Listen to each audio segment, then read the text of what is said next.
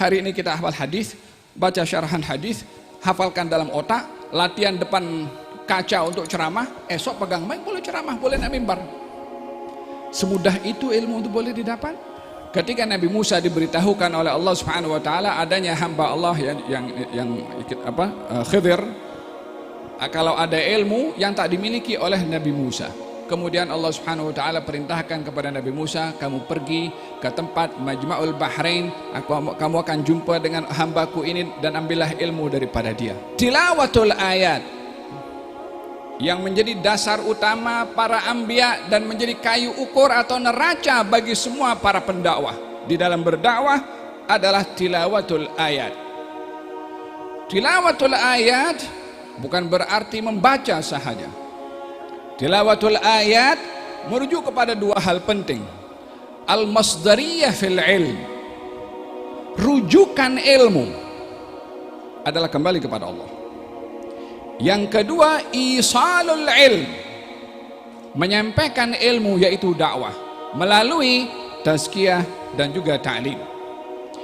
Tilawatul ayat yang ia mengandungi rujukan, marji'iyah, reference, ilmu itu mesti kembali kepada Allah agar supaya terselamat manusia di dalam mencari ilmu kalau tak ada kaitan dengan Allah Subhanahu wa taala. Dan alangkah banyaknya di zaman ini. Yang ingin saya tekankan adalah kurikulum, manhaj yang digariskan oleh Allah untuk para anbiya dan diteruskan oleh para ulama hingga ke zaman kita sekarang adalah dua hal penting setelah tilawatul ayat.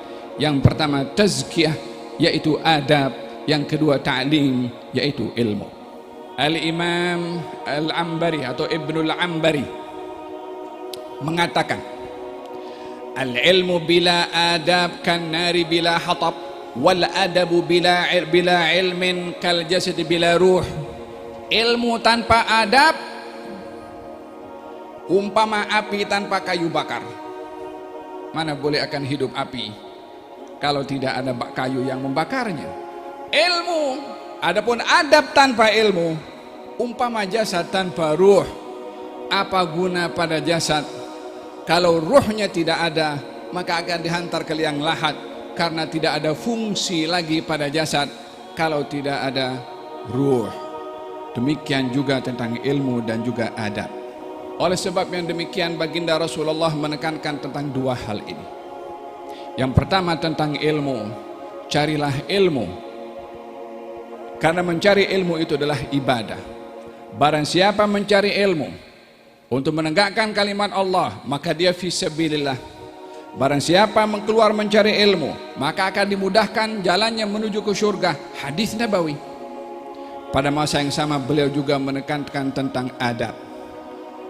Adibu auladakum thalatha khisal, ajarkan kepada anak-anak kamu tiga. Adibu dalam riwayat alimu, ajarkan adab kepada anak kamu tiga. Cinta Rasul, ahli keluarganya, dan juga Al-Quranul Karim. Adabani Rabbi fa'asana ta'dibi, Allah mengajarkan adab kepada saya dan sebaik-baik adab yang diajarkan kepada saya. Demikian beriringannya dalam sistem pendidikan dua hal penting. Yang pertama ilmu, dan juga yang kedua adalah adab. Allah suruh Nabi Musa pergi cari, sementara dia adalah Nabi dan Rasul.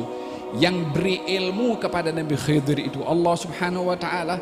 Kan boleh kopi saja itu ilmu, bagi saja kepada Nabi Musa tanpa dia pergi cari jauh, dan tanpa diberitahukan pun posisi di mana kamu akan bawa itu ikan. Ikan itu kalau sudah lompat, maka disitulah kamu akan jumpa dengan hambaku ini. Tak diberitahu secara spesifik, secara pasti di mana, supaya usahanya itu gigih dan sungguh-sungguh, supaya merasa melihat betapa berharganya ilmu untuk dicari dan betapa perlunya susah payah untuk mencari ilmu. Hatta Nabi, hatta Rasul disuruh cari ilmu supaya kita tahu ilmu yang ada ini berharga betul. Jadi apa yang kita miliki itu sangat kecil yang kita korbankan berbandingkan apa yang kita dapat.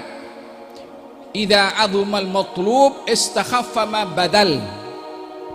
Kalau yang dicari itu besar, apa saja yang kita korbankan kecil. Katanya aku akan cari itu guru, kata Nabi Musa, au amdiya huqbah, walaupun saya menghabiskan masa huqbah. Dalam bahasa Arab huqbah itu jamak daripada huqbah. Huqbah itu bilangan tahun 70, lebih kurang 70 atau 80 tahun. Kalau ad-dahr atau qarn itu 100 tahun.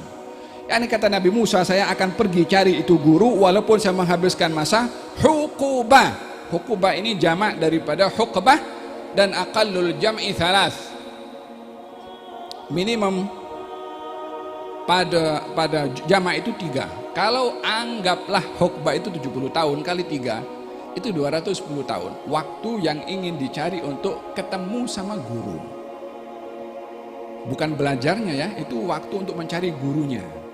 Kalaupun menghabiskan masa segitu lama, akan ditempuh oleh Nabi Musa. Ketemu sama Nabi Khidir, katanya, hal attabi'uka ala an tu'allimani mimma 'allimta rusyda? Boleh saya ikut kamu untuk kamu ajarkan kepada aku ilmu yang diajar oleh Allah kepada kamu? Setiga hal. Ikut untuk dapat ilmu, dipastikan ilmunya sumbernya dari mana. Kita punya zaman sekarang ini di mana jamaah atau ramai umat manusia mencari ilmu.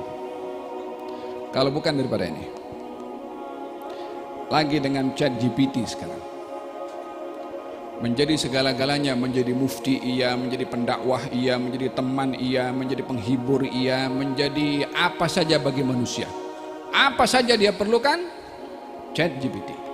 Kalau ilmu itu semudah itu untuk kita dapat, tidak perlu Allah suruh Nabi Musa pergi jauh-jauh cari Nabi Khidir itu. Dan tidak dijadikan oleh Allah Nabi Khidir yang pergi ketemu sama Nabi Musa, walaupun Nabi Musa Nabi Rasul Kalimullah ulul azmi, afdal min Khidir miliun marrah. Kenapa masih disuruh Nabi Musa pergi cari ilmu? Supaya kita belajar. Yang mencari ilmu afdal daripada segala amal perbuatan. Ilmu itu didatangi, bukan dia datang. Di sini kita belajar, orang kalau belajar ilmu perlu ada adab dalam belajar. Jangan kita merasa karena ada kemampuan biar ilmu yang datang, atau dengan cara mudah sekarang ambil fatwa daripada ChatGPT atau AI. Ini memutuskan antara ilmu yang barakah dengan ilmu yang tidak barakah melalui putusnya seorang murid daripada gurunya. Duduk di kakinya para ulama. Luqman al-Hakim berkata, wahai anakku, duduk kamu dengan para ulama, simbol rapat, dekat, iltizam, istiqamah. Jangan tinggalkan walaupun kamu dimarah. Jangan ngambul kalau umpamanya ditegur. Sabar kamu dengan tindakan orang alim yang menegur kepada kamu. Mungkin kena rotan, mungkin suruh push up, mungkin suruh bersihkan kamar mandi. Sabar.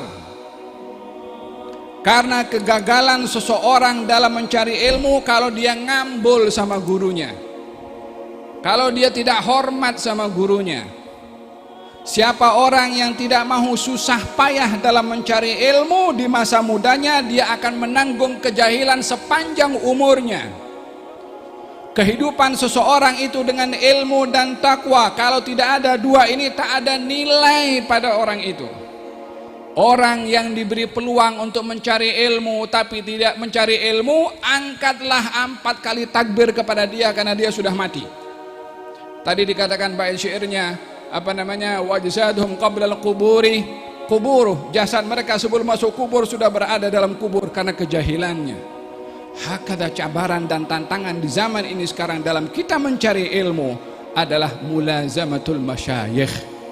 Lazim duduk dengan mereka, karena itu yang diperintahkan oleh Allah kepada Nabi Musa untuk mencari ilmu. Kepada Nabi Khidir dengannya diceritakan oleh Allah Subhanahu wa taala dalam Al-Qur'anul Karim, dan juga sanad. Hal attabi'uka, saya boleh ikut kamu berteman, suhbah, duduk belajar. Ala an tu'allimani, duduk bukan duduk saja, mau belajar, mendapatkan ilmu, dipastikan mimma 'allimta rusyda, dari ilmu yang kamu dapat dari Allah Subhanahu wa taala. Jadi supaya kita tidak sembarangan mencari ilmu daripada sembarang orang. Laulal isnad laqala man sya' ma sya'. Kalau bukan karena sanad, silsilah ilmu yang kita mau ambil daripada guru-guru, kalau bukan karena silsilahnya itu kita tahu, maka semua orang akan menganggap dirinya adalah berilmu. Hari ini kita hafal hadis, baca syarahan hadis, hafalkan dalam otak, latihan depan kaca untuk ceramah, esok pegang mic boleh ceramah, boleh naik mimbar. Semudah itu ilmu itu boleh didapat? Lala. Ia adalah mesti terlihat pada ilmu itu siapa yang gurunya, dengan siapa dia belajar, dan adab yang pun kita ambil daripada ilmu. Sirah para ulama penuh dengan usaha, upaya, gigih mereka dalam mencari ilmu dan juga adab. Al-Imam Abu Hanifah katanya, saya kalau berada di rumah tidak pernah saya hulurkan kaki saya ke dinding, yang dinding itu menghala atau menuju ke rumah gurunya Hammad. Yani Imam Abu Hanifah ada guru namanya Hammad. Rumahnya itu mungkin ada 5 atau 6 lorong daripada rumahnya Imam Abu Hanifah. Tidak pernah sekali kakinya itu ke arah dinding yang menghala ke rumah gurunya. Dinding dalam rumahnya.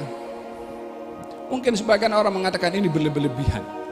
Ya, pasal kita tak sampai kepada apa yang ada pada Imam Abu Hanifah. Kalau tadi diceritakan tentang permisalan yang diberikan, ya Abu Hanifah, suaramu didengar oleh sahibul Madinah. Kenapa disebut Abu Hanifah kalau bukan karena hebatnya Imam Abu Hanifah?